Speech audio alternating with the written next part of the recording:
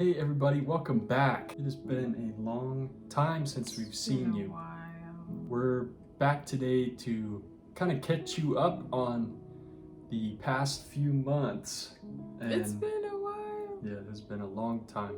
We've majorly just been adjusting to our new life here in the US and figured we could come back with some tips from Vivian on the things that we can do to best adjust based on what we've seen so far. Absolutely right.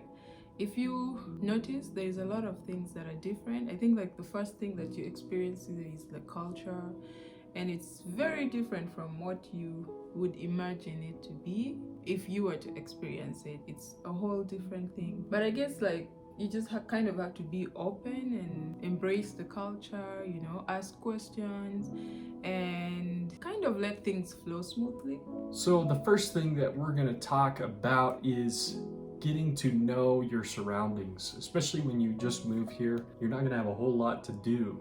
So some of the things that you can do is move with your spouse and see the area around you, get familiar with where your nearest grocery store is, where your nearest hospital is, maybe where your nearest shops are. Yeah, and there are lots of things that are exciting that you can go to just to kind of get you used to the place. A lot of times it's kind of different because things are not too lively, although it depends on where you'll be living, like what state and what city you're in, and the area in particular. But I mean, there's so many things you can do. If you love nature walk, if you love to go to like farmers market days and weekends, church, and lots of places to visit, really. Another thing that's really helpful, especially if you're coming from a community-based culture like Vivian did, where people are always in your life, you're always interacting with people, that you should start to build your social structure and your support system with people in your neighborhood. Some of the things that we did were that we got started with small group volunteering with the church, so that we were constantly interacting with people, and that Vivian was able to start building relationships with people. Unless if you have family here and you're moving, as family, but it's a whole lot of adjustment. For me, church really helped because I did get along with many people and volunteered, because you're not going to start working the moment you step in the US. You have to go through a whole process of getting your employment authorization document, and it might even take like 6 months before you can actually land a good job, or even longer. And you have to make an effort here to make friends. It doesn't happen as easily as it does in other places. Yeah. You have to go out, you have to volunteer, be involved in the community, show up at places. Otherwise, it's easy to take the time while everything's processing and you just stay at home. You don't meet anybody. Then life becomes a bit hard when you do that. Those same social structures are going to be the things that help you land work, and also people that can be there to support you if you need something, if you get hurt, if you get sick, if you just need a friend to hang out with.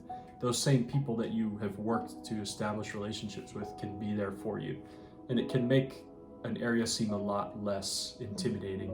So the next point that we're going to talk about is setting up hobbies for yourself. So finding things that maybe you didn't do before or you did before that can take up your time. Yeah, I would say that if you are someone who is very crafty, or you're more into arts and crafts, you can really have a good time and just enjoy time off by yourself, and be creative and do things by yourself, and who knows, it could turn into a business or something.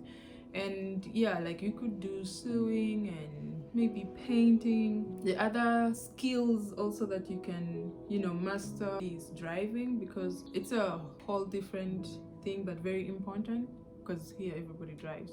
Back home not everybody drives. I could speak for those who don't. Yes, have a business idea, something you can do right from home before it's going to take you months before you actually start. If you're into social media, learn how to do those things. You can run a YouTube channel rather, and maybe sell things on Instagram, all those other things associated with like the social media and all that.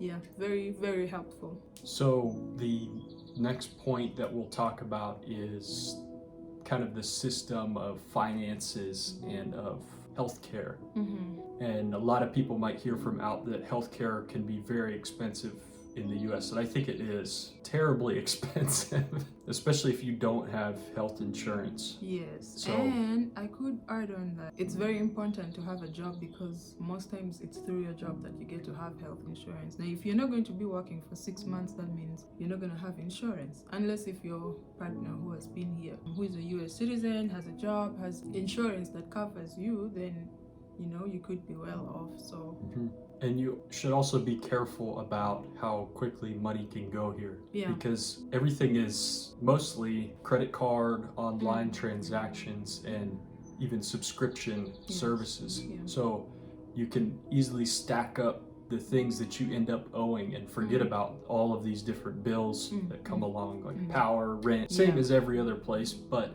that it's automatic here. So it's easy to just sign up for something and you forget about it, but you end up paying more and more each month. So you want to keep track of those subscription services that you have. That way you don't end up sending all of your money to these subscription services and wondering where it went at the end of the month. Yes, and you have to just learn how the system works here. If it's rent, it's gonna have to be paid consistently at the right time, otherwise things will not go well. If it's about electricity or internet, all those things have to be paid. So someone's gotta stand firm and support the two of you or your family while you adjust. You gotta be prepared.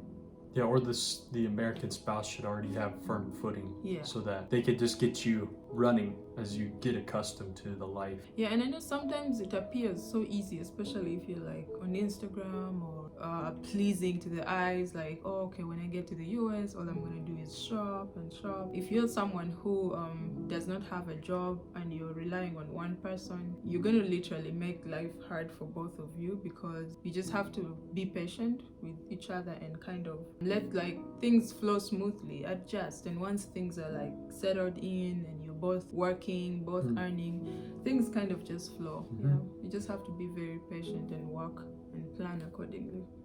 Otherwise, there are lots of things to enjoy. The last point that we have is that, you know, most of the time coming from another country, you are going to have to redo your education or find some kind of way of certifying. You know, Viv was able to land work because of her prior education, but still you have to work online to transfer that transcript so that it comes to the US standards if you want to go back to school. And that's done through World Education Services. Yeah, it's a whole different thing. But if you have any questions, we'll be happy to answer. For my sisters and brothers and cousins and whoever is coming from an African country or country where English is not spoken as your first language, it really gets a little bit harder for you, especially if you cannot communicate. And learn English, go online, practice, do all those things that, you know, prepare you for adjustment. It's going to be a lot harder than you think. So that's my experience.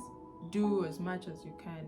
You have enough time while you're back home waiting for the visa to be processed. You have all those things to enjoy before you actually move here. And the transitioning is going to be a process. The culture shock phase, the period when you begin to get comfortable, and then there's when you really now start to live your life and just thrive and things that, but the initial stages are really hard. And be patient if you're coming from out, just be patient with yourself and your ability to adjust, because you're in another area where people learned how to converse completely different. People might even treat you completely different than how you're used to. I know that Americans interact for the most part a lot differently than Africans interact.